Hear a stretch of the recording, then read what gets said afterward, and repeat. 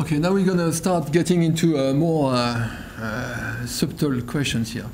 The first one is that I would like to make you realize that even so you believe that you know what the flame speed is, it's probably, you're probably wrong. It's more complicated than that. So the first thing is that there are multiple speeds for flames, and the second thing I want to say right now is that the speed is not a scalar, it's a vector. Okay?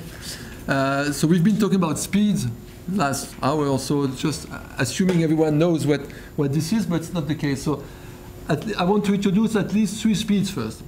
The first speed is called SA, which is the absolute speed. That means it's the speed at which you see the flame moving. If you're in a fixed frame of reference, you see a flame passing by, that's the absolute speed. The second one is the displacement speed. And here I will talk mainly about the speed versus the fresh gases. So what is the displacement speed? It's the speed at which the flame moves compared to the fresh gases. And you see, by the way, that in the absolute speed you have both the flow movement plus the flame movement. In the displacement speed you want to subtract the flow movement, because what you really want is to know the speed at which the flame is gaining on the flow itself. And then we talk about the consumption speed, which is basically a quantity which uses reaction rates and is difficult to obtain actually except from simulations. So vectors. The flow moves at a speed u, the flame moves at a speed w, and so we see that what we would really like to see is the flame speed, which is the difference between the two, here w minus u. But by the way, when you say that, you realize that you're talking here not about the speed. This is a particle that we're talking about here. But a flame is not a particle, it's a surface. So you talk about the surface, you know, a surface which is here, I move it here, it's moving, but it's actually for you, it's fixed. The only thing which is important for a flame is not the movement in its plane, it's the movement normal to the plane. That's what you see actually. So when we are going to discuss flame speeds, we need to introduce the idea that we're going to look only at the flame propagation in the direction normal to the flame. The normal, how do you get the normal to flame front? If you have the temperature, you can get the normal by this expression. It's the gradient of temperature normalized by its value, by its models. And you put a minus because you want the normal to point from the burnt gases towards the fresh gases. A good way to remind that is to say that's the direction where the flow is going, the flame is going, okay? So the flame is going along, along its normal. And so if you want to talk about an absolute velocity of the flame, you should not use W, you should use W.n. And same thing if you want to know what the displacement speed is, you should use W minus U.n. And that will give you the speed, meters per second, it's not a vector anymore, at which the flame is gaining on the flow. So let me just formalize that a little bit more. This is the ISO level at the time t. This is the ISO level a little bit later, t plus dt. The normal is like this. So a piece of the flame here will move to this part here. The flow will be here. The absolute speed is just the product of W multiplied by n. This is a difficult quantity to measure experimentally, and we'll come back to that in a second. Now, interestingly, in a simulation, there's a very nice way to get it. It's just if you write an equation for an isoline theta moving at a speed w, it's just following this equation. That means that you're basically moving along the axis of the velocity w. And so you can, if you mix the expression of n with this expression, you find that SA, this absolute speed, is just 1 over the modulus of grad theta multiplied by d theta over dt. And you could say, well, d theta over dt is complex to gain. No, it's not, because actually in the code, you compute this thing explicitly. This is the sum of the source term and the diffusion terms. So in a DNS code, for example, it's straightforward to compute these quantities and to obtain the expression of the absolute speed. In an experiment, you want to do that, you need to do, for example, high-speed tomography. You look at the interface at one instant, interface at another instant. Then you need to identify the normals, and then you divide the distance by the time, and you will get an absolute speed, but it's much more difficult. One of the problems being, of course, that if you're doing an experiment and you do tomography, you will see only the propagation in the plane where you're looking at. The flame might be going towards you or in the other plane, and you won't see that. So you won't have an exact expression for this speed. Now the displacement speed is exactly the same way, except that since you want the difference between the flame and the flow, you subtract the flow velocity minus u. And so you end up with this expression here. The displacement speed is the absolute speed minus u dot n. If you, again, write down what this means, you can, in a code, directly obtain this expression from the source terms here of the theta equation. And this is what we do in most codes. We can back up all this information, and I will give you an example in a second. Now, there's a trick which is important to realize, is that all this front depends on the point where you measure them. The speed depends on the point where you measure them. Usually, people will say, oh, I take any ISO something, ISO temperature. I measure the speed of the ISO temperature 2000 K. Now, the trick is that it would be nice if the speed of all ISO surfaces would be the same, but it's not. And it's not for multiple reasons. One of the problems is that because of the density change through the flame front, the flow velocity changes a lot in the flame front. And so the displacement speed is really not constant from one side of the flame front to another one. And so you have to decide where you measure speeds, and that makes things very complicated. So as I said, measuring these things is quite complicated. There are quite a few groups now trying to do these things. For example, you use high-speed PIV to measure the velocities, and then you use high-speed tomography to measure the flame front. And then from these two quantities, you can back up the displacement speed, but you have it only in the plane where you measure. And if the flame or the flow is going the other way, then you get into problems. And as I said in the code, you can back it out directly from the simulation. So this is why multiple people have tried to work with a different expression of speed. One of them is what we call the consumption speed. The consumption speed is obtained from this equation. If you just look at this equation here, and you sit in the frame of reference of the flame, and you integrate this equation from the left side to the right side, from this state to that state, you will end up with this equation. So let me just show it again. You put integral here from x going from here to there. You will have an integral of the reaction rate. This term will go away because there is no gradient on each side, and this term will just give you the inlet fuel mass fraction multiplied by ρ1 SL, where SL is the flame speed, or the inlet velocity, which has to be the same, because you are sitting in the reference frame of the flame. So if you normalize this thing, you find an expression of a speed here, which is just minus 1 over ρ multiplied by the inlet mass fraction, multiplied by the integral of the fuel mass fraction, the consumption. This number is negative, okay? What this equation really tells you is that whatever burns in the flame must be brought in by the left side. Okay, it's just a conservation of mass of fuel. Everything which enters this box has to burn through the flame front. Now this is a speed also, and it's a nice speed because it measures the reaction rate in the front. And it's also independent of the frame of reference. I could have done that in any frame, and actually this integral does not depend if the flame is convected or not. It's always the same quantity. So a good way to imagine what the flame speed, the consumption speed is doing for you is that to view the flame actually like a membrane here, where the flux is imposed. So typically here the flux which is entering the flame is just per unit surface, the density multiplied by the speed multiplied by the fuel mass fraction, and it's equal to the consumption rate. But you can generalize that actually. It means that if the flux of fuel which enters the flame is ρ1 SC multiplied by the fuel mass fraction, the total flux of mass which enters the flame front is just ρ1 multiplied by SC. Okay, so a flame viewed like that is just a membrane through which the flux is imposed. Interestingly, that means also, for example, that the flux of CO2 leaving the flame is the mass fraction of CO2 in the burn gases multiplied by ρ1 SC. And ρ1, not ρ2, okay? I see a lot of people getting confused here. The total flux in the flame is constant everywhere. It's ρ1 multiplied by the flame speed, the consumption speed. So this is a useful view of flame speed because it's directly related to the things which are burning in the flame front. The direct extension of that, and we will use it for flamelet models, is to say that if you have a flame surface sigma 10 square meters. And if you know that the consumption speed along the surface is SC, then you know that the total fuel consumption rate is this expression, the surface, square meters, and SC multiplied by the density multiplied by the fuel mass fraction in the fresh gases.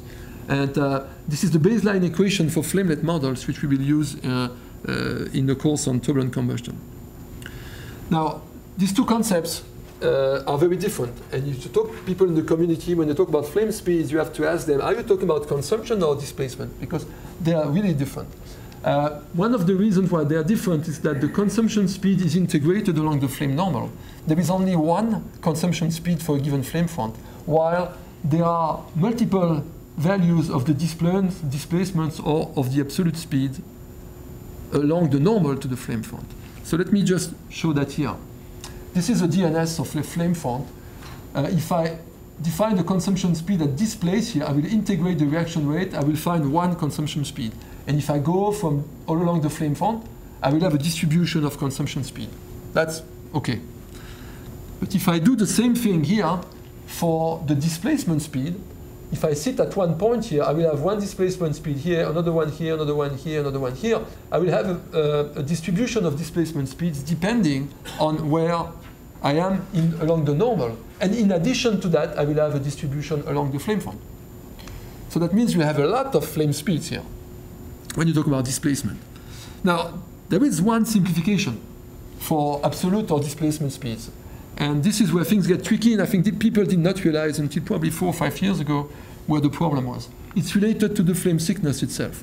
If you take a flame like this one, traveling, for example, in this room, and you think that this flame has a constant thickness, because this is what flames mostly have normally. If it's a premix flame, it has a constant thickness, normal one, if it's not stretched or anything. That means that this isocontour here, isoline, will propagate at the same speed as this one. Since they stay together, they must have the same speed. So the absolute speed of all these interfaces is the same. Otherwise, the flame thickness would change.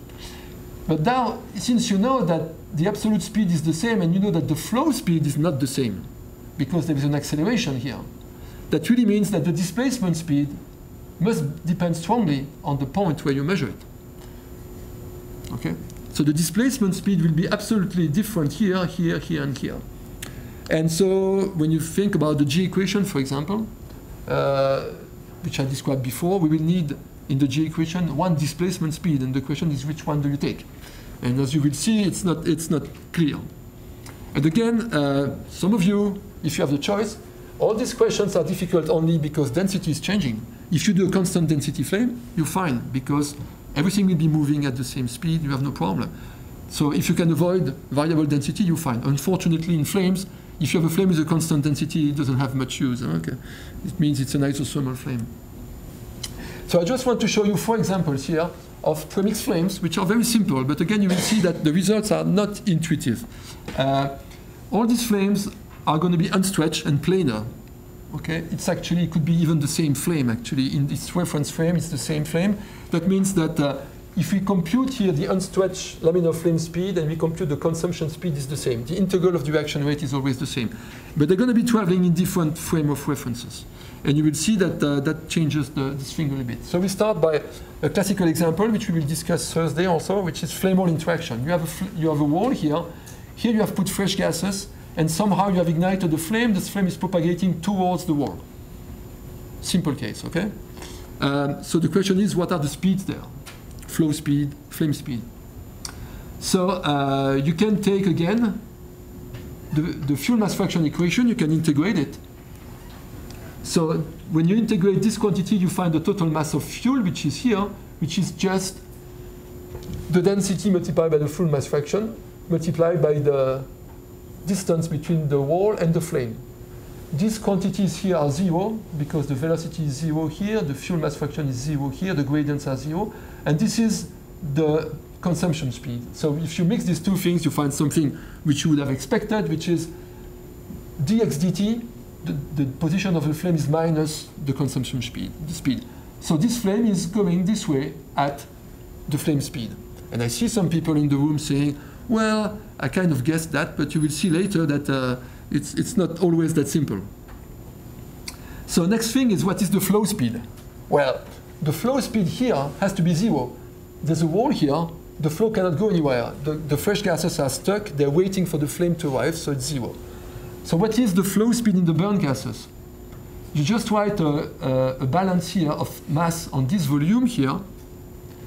You say that the mass which is here is ρ1 multiplied by xf plus ρ2 multiplied by xb minus xf. And you say that this mass is changing because of the flux here of mass leaving the domain. And you put these things together and you find the flow velocity. So there is a flow velocity in the burn gases, and it has a big speed, okay? Because ρ1 over ρ2 goes from 5 to 10. So this is going typically 2 to 3 or 4 meters per second. Now, this means that the absolute speed here, which is W multiplied by N, W is dxf dt multiplied by x, the normal here, and you find that the absolute speed is equal to SC. Of course, the flame is moving here at the flame speed. The displacement speed, when you compute it, you replace SA by this expression, and this is what you find. You find ρ1 SC divided by ρ, where ρ is the density at the point where you measure the flame speed, the displacement speed. So it's not a constant. There's only one place where it's 2. If you're sitting in the fresh gases, where ρ is equal to ρ1, then the displacement speed at this isotherm is equal to the absolute speed, is equal to the consumption speed, and we call that the unstretched laminar flame speed. That's the real speed that you want. And it's the only case where all these speeds are equal. All the other cases I'm going to show, you're going to see that these things just are not equal. And this is a plot of the speed as a function of the distance to the wall. So this is the flow speed, 0 near the wall, and through the flame front, going up to the value that is shown before. This is the absolute speed. All the isotherms are going at the same speed, and this is the displacement speed. And you see the displacement speed is changing quite a lot. I mean, the displacement speed is only equal to the consumption speed here.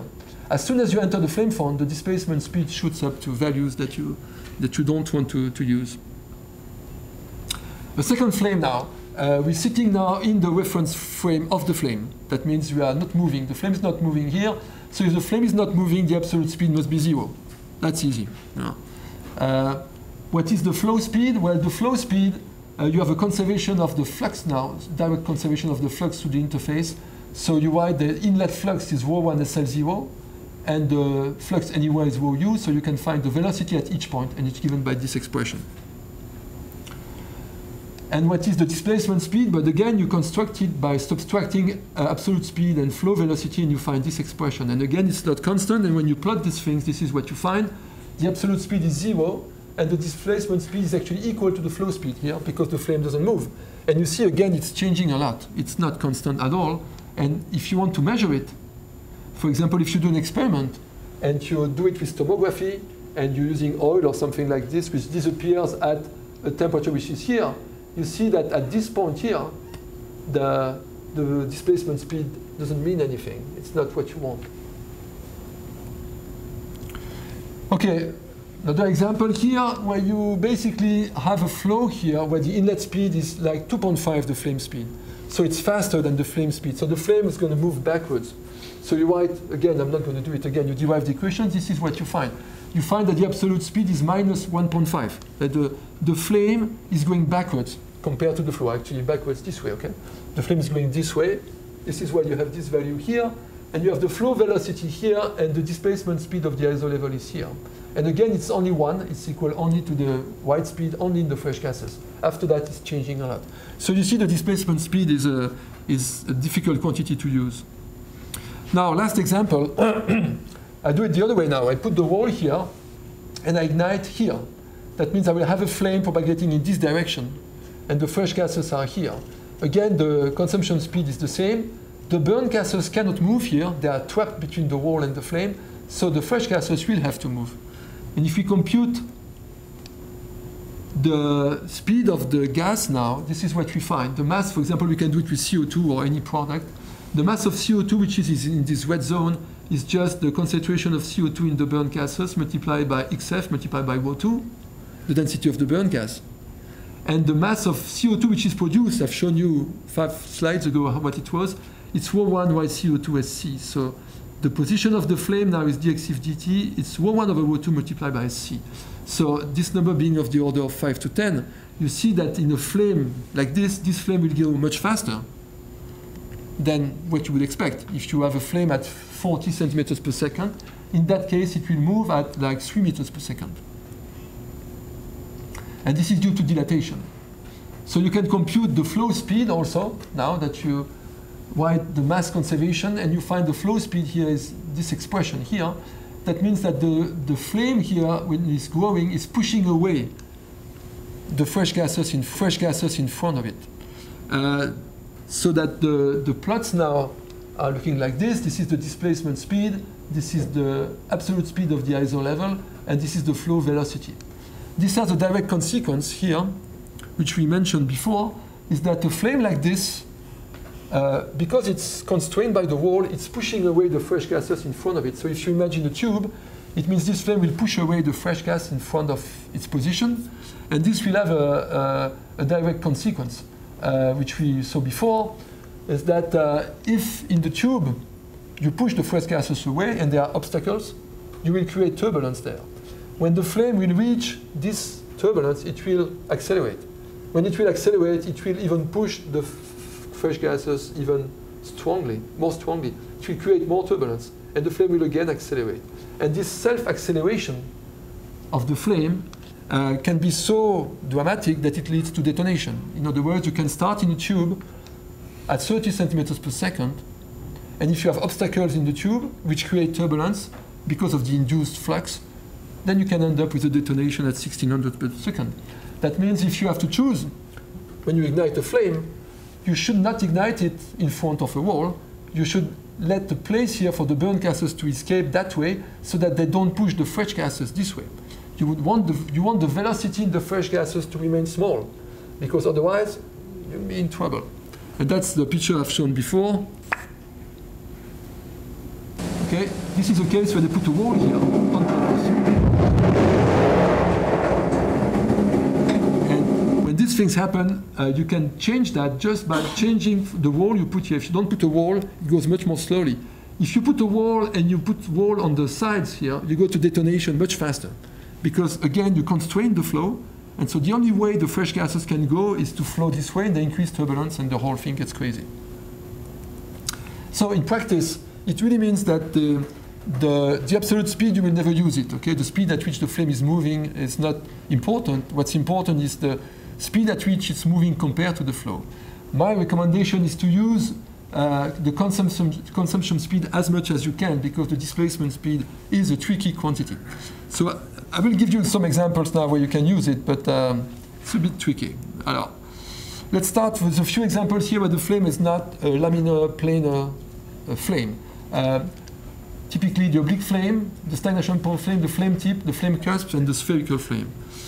The oblique flame is typically what you have in a Bunsen burner. You have a flow going that way, you have the normal here, you have the W here. This flame does not move. So as I said before, if it does not move, it doesn't mean that W is equal to 0. It means that W dot n equals 0. Okay? If you are a particle here, you are flowing, and you're going in this direction. Of course, for your eyes, it looks as if nothing is changing.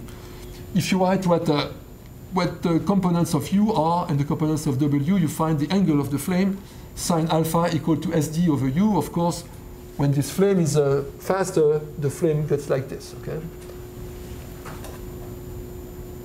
The stagnation point flame, that's another tricky one. Here you inject fresh gases, for example, against combustion products. You have a plane here where there is a zero velocity, and the flame is sitting here. Again, the flame apparently does not move. It's a steady flame. But that does not mean that the flame is not stretched or that there is no velocity gradient along the flame front. If you take 2 points here on the flame front, they get separated, okay? They flow in each direction. The flame tip, that's a good one too. The flame tip, if you sit here at the tip of the flame, at this point, the absolute speed is 0, it doesn't move, but the speed at which the gases are entering here is imposed by the inlet velocity. So it can be much larger than the flame speed. For example, if you have here 5 meters per second, this point will have a displacement speed of 5 meters per second. How is it possible? Well, again, it's one of the miracles of the displacement speed that it can give you very strange results. We did a simulation of that a long time ago.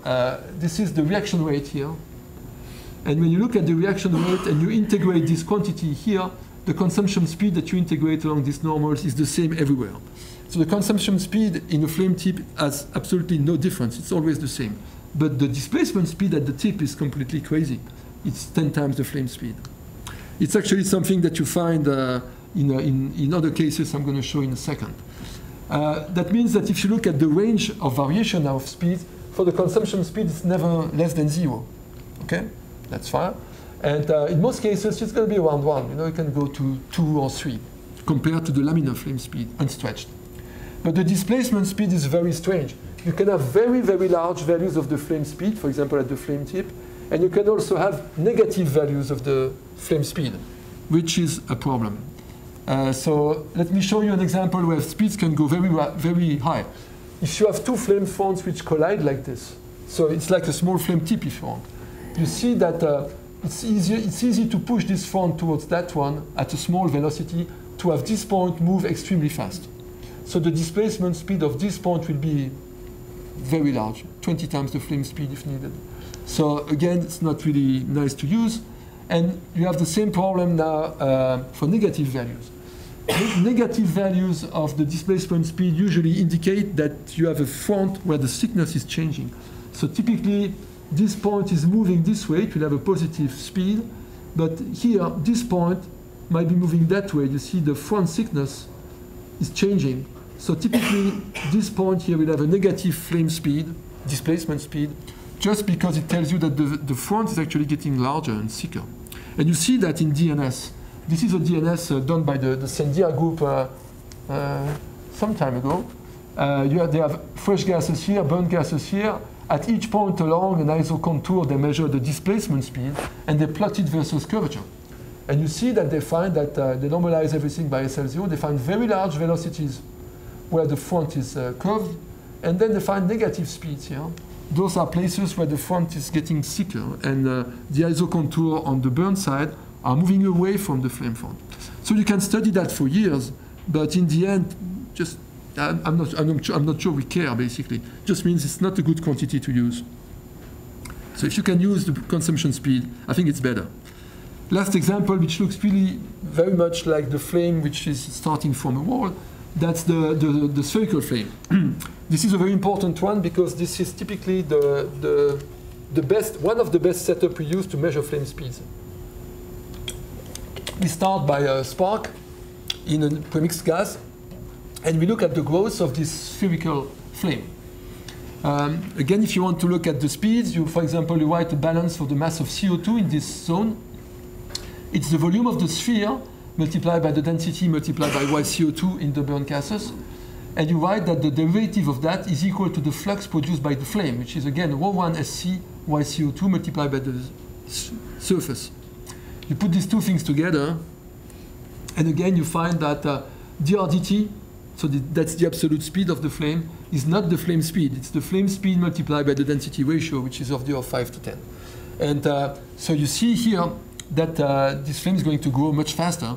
And I'll give you, this is a spherical flame. I will show you Thursday, ignition in a gas turbine, which is driven exactly by the same mechanism, dilatation of the burnt gases. Now, what is the flow speed in this sphere?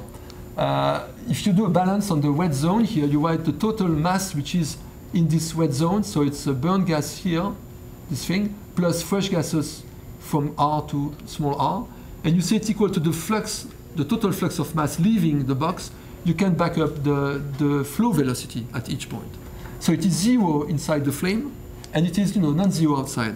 When you plot it, it looks like this. This is the center of the explosion, 0 velocity, and then you have the flame front here, which is supposed to have a 0 thickness, and then you have a decay here, 1 over r squared.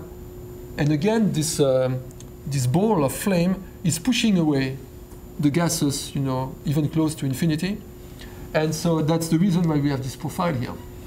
Now, if you wonder about the displacement speed, and you see this is where things are difficult, this is the absolute speed here, and the displacement speed is the difference between the absolute speed and the flow speed.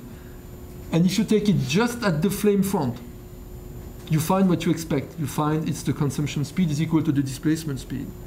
But if you do a mistake, that means if you are a little bit up there or a little bit here, the error on the displacement speed is huge.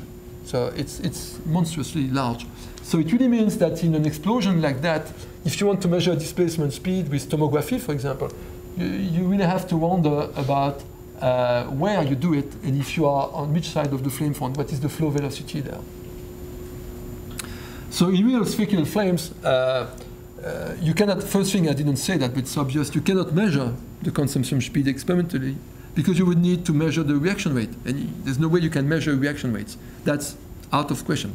So you can never have a direct access to consumption speeds in practice, experimentally. You can measure them in simulations.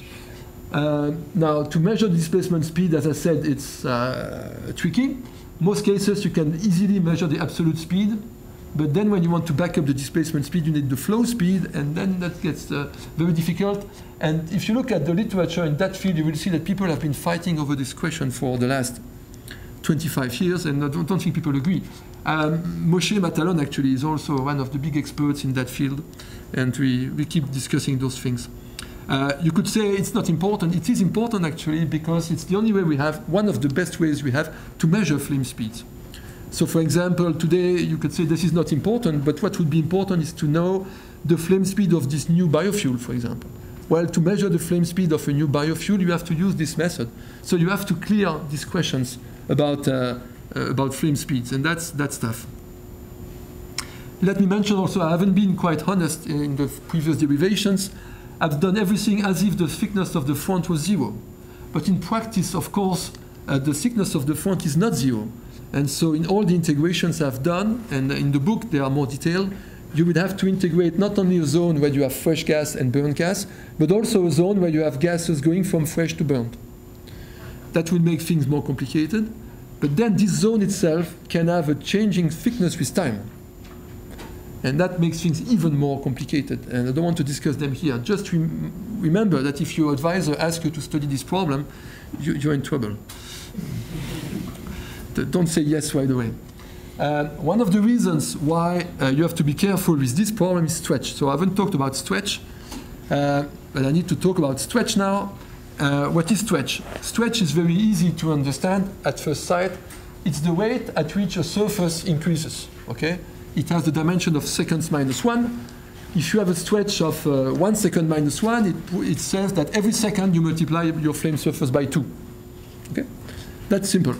And stretching a flame is like a miracle. If you have a flame with 1 square meter, you're able to get a certain power. If you're able to stretch it to make it 2 meters, 2 square meters, you have twice this power. And I always keep saying, if I could do that with bills, you know, if you could take a $1 bill and make it 2 times larger, I wouldn't be here. Okay, so it's kind of a miracle that with flows, we're able to take flames and increase their surface apparently as much as we want. But it cannot be true. If you stretch a flame too much, at some point, you're going to kill it. And so stretch is a very important quantity to measure how strongly you are trying to take the flame and make it larger. And stretch is actually related to the flow. Who is stretching the flame? Well, 2 things are stretching the flame. The first thing which is stretching a flame is the flow, which induces a gradient of velocity in the plane tangent to the flame. So of course, you know, if you want to stretch this bottle, you need to pull this way and that way, okay? If you pull this way, it doesn't play any role. So it's only the gradient of velocity in the tangent plane. That's this term which is here. So this is the gradient of velocity in the plane tangent to the flame. But now the flames are also able to stretch themselves on their own when they are curved. Because if a flame is curved, at the next time it will be larger. Okay, just because of geometrical effects. Just because if a front is like this and it's propagating normal to itself, at a later time, this distance is larger than that one. You can write the kinematic equations. I've done that with my PhD advisor a long time ago. I think it's this paper. It's quite easy to do. And you find that there's a second term here, which is due to the curvature of the flame front and the displacement speed. And the sum of these two terms is the flame stretch. And if you're able to correlate the flame stretch to the turbulence, for example, you basically have solved the problem of turbulent combustion, which is not the case today. So stretch flames, all these flames are stretched. Every time you induce a gradient of velocity or a curved flame, you have stretch. It wouldn't be important if stretch would not act on the flame. The problem is that stretch modifies the flames quite strongly. So an example of stretch here, if you are blowing fresh gases against burnt gases, you have a velocity u1 here, u2 here, and you have a distance d. A good estimate of the mean stretch is u1 plus u2, the absolute values divided by d. It's like a measurement of du dx, okay, to first order. In practice, this is the mean stretch, but if you look at the flow velocity from one side to the other, it's not constant. This is a view, for example, here, from this point on the axis, in this direction, of the velocity. So this point is here. You have the normal velocity. The normal velocity goes to 0 here on the stagnation plane. But you see that in the flame zone, which is here, the velocity increases and decreases again, and it's always the same reason. It's because density is changing. If density would be constant, you wouldn't have a problem. But when density is changing, it's doing all this funny shape here. So if you need to evaluate now the gradient of velocity, it's difficult. And also the problem now is where is the flame? If you want to compute a displacement speed, for example, which interface here is the right interface to take to capture the flame speed? That's tough. I think it's a picture of Ed Lowe, actually, this one. Huh? This is another example of stretch computation. There are cases where stretch is very easy to measure. The spherical flame is one of them. In a spherical flame, the surface is 4 pi r squared. So the stretch is 1 over AD ADT. It's just 2 over RD RDT. Easy. And the estimation of R, if you believe that the expression I gave you before, if you believe that dRdt is rho 1 over rho 2 SC, it actually simplifies, and you find that the stretch of spherical flame is just 2 over time. That's simple. For any flame, any spherical flame will have a stretch of 2 over time, which means also that since you cannot start a flame at other times than 0, you have to start, with very small time steps. The stretch which is imposed on this spherical flame is always going to be large at initial time. You cannot escape from that. And this is a big problem, because if the stretch of this initial flame is big, the flame will be affected by it and will not propagate at the flame speed that you want to measure. And that means you will need to incorporate a model for the effect of stretch on this flame. And it seems funny today that after 100 years of research on combustion, we are still fighting to find a method to measure the flame speed. But that's a good example. We'd like to be able to measure the flame speed in a bomb without any turbulence, just by looking at the growth of this flame. And that's a natural thing to do. I just ignite it, I look at the speed, that's easy. Well, it's not easy. Even if the flame speed would be constant, I've shown you that the displacement speed is quite difficult to use. But then, in practice, because of this huge stretch which is applied initially, the flame speed will not be constant. The flame speed will be affected by stretch. Then you could say, this is going down like 1 over t. Let's just wait until t goes by, no? But then if you wait, in most bombs, the flame will touch the walls. It's not good. And if you wait a little bit too much, also pressure will go up, and the flame speed will not be constant anymore. So then you have to use tricks like Ed Lowe is doing here, to use a double chamber to try to keep the pressure constant. But this is a very tricky business. And it really means that today, if we want to use this method to measure the speed of a methane air flame at 300 K 1 bar, which is really the reference value, you won't be able to get it, within the 3 or 4 or 5%, because you will start hitting these questions. You won't be able to get your data, extrapolated like this. You will need to think about what is the effect of stretch. But then if you want to put the effect of stretch, you need a model, and that gets difficult. So how do we do that? In practice, you need to talk to theoreticians. There is no simple way to predict the effect of stretch on a flame. This derivation here takes pages, okay? You can find references a little bit everywhere. Moshe Matalon, of course, is a pro of that. It means basically that the displacement speed normalized by the flame speed, unstretched, changes like the stretch normalized by a Markstein length here. And this is a length. This scales like the flame thickness. And this you can derive using some theories. Then you need to say Cp is constant, single-step chemistry, constant pressure, etc., etc. But you have some guidelines, to find this quantity. Now, normally you don't use the Markstein length to normalize it by the flame thickness. Always, the ratio of diffusivity to flame speed to make a Markstein number, which has no dimension. And the Markstein number, it's one of the papers I read about that a few years ago. A guy was measuring the Markstein number and trying to evaluate the error on the Markstein number. And the conclusion of the paper was to say the Markstein number is an experiment is plus 0.3 plus or minus 4. Okay? So the uncertainty on his measurement was like 800% because he tried to do it well. And again, as I said before, it's very difficult to get those things. The only thing which is nice about it is that whatever the values of these quantities are, they are not very large. In other words, when you stretch laminar flames, you can modify it by 20, 30%. But when we go to turbulent flames, you will see that in the end, this effect in most models, we just forget it. We just leave it out. You can say it's not rigorous, but as I said before, it's the state of the art today. So the Markstein lengths, you can derive them from theory. And I will show you a few expressions. Actually, many of them have been derived by Moshe here. This is, for example, the expression of the Markstein number for the displacement speed. And you see it depends on the assumption you use for the thermal diffusivity. Depending on if you say that thermal diffusivity is constant, you get one Markstein length. You see it depends on the Lewis number of the deficient reactant. And it has a funny expression depending on the temperature differences and this integral here. And if you say lambda is changing like square root of t or t, you get different expressions. Same thing for the consumption speed.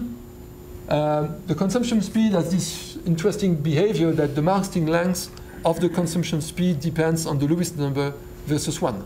So if you have a Lewis number larger than unity or smaller than unity, you get a different response. So this is typically the behavior you expect in a premix flame. If you have stretch here, and here you have the consumption speed. If you have an adiabatic flame, basically when you stretch it, nothing's happening. This is in the zone where the theory of Matalon, Matkovsky, all these guys, Clavin is valid. If you go to very large stretch, eventually at some point you will quench the flame. That's another point. If you stretch a flame too much, at one point you just break it. It just stops burning. There are many examples of that. One example which is famous is piston engines. To make piston engines more efficient, you can make them more turbulent, but there is a limit to that. If you make a piston engine so turbulent that you go beyond this point here, the small flamelets that you create, you kill them right away. You just stretch them too much, they break, and you stop completely combustion. So this is the behavior you expect. Theory tells you only something here. After that, you're on your own. In this here, you have to do a computation or you have to do an experiment to get this information. Now, I'm saying adiabatic here, because the heat losses are also important there. When you stretch a flame which is adiabatic, it's much more resistant than a flame which is weakened by heat losses. You know that, again, because all these reactions are very sensitive to temperature, when the temperature goes down by 100 K, for example, it makes the flame much more sensitive to perturbation. So it's very dangerous to do that. Of course, in the real world, all flames are non-adiabatic. So this is also another funny behavior. When the Lewis is less than unity, and you stretch it, it burns more. That's an interesting behavior. And of course, only in the small stretch region where you have theory, after that, at some point, it will also quench, especially if it's not adiabatic. And if the flame is non-adiabatic all the time, and it's strongly non-adiabatic, for example, you include radiation, because you have a sooting flame, in that case, the response of the flame will always be the same. When you stretch it, it burns less. Okay, I think I'm done for today. We'll continue tomorrow by diffusion flames, and then we'll start talking about turbulent combustion. Is it going too slowly? Raise your hand. It's okay? Is it going too fast?